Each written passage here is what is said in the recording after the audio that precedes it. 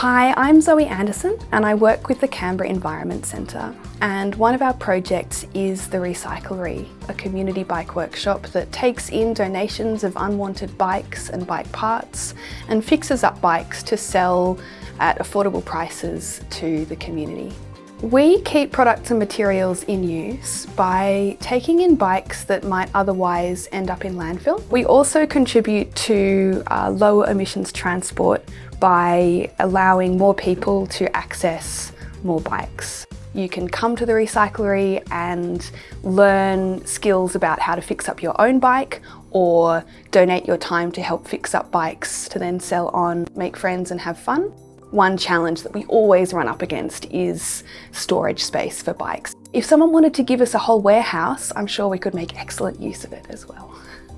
Working towards a world in which there is less mindless consumption, community bike workshops will always have a place in the Canberra community.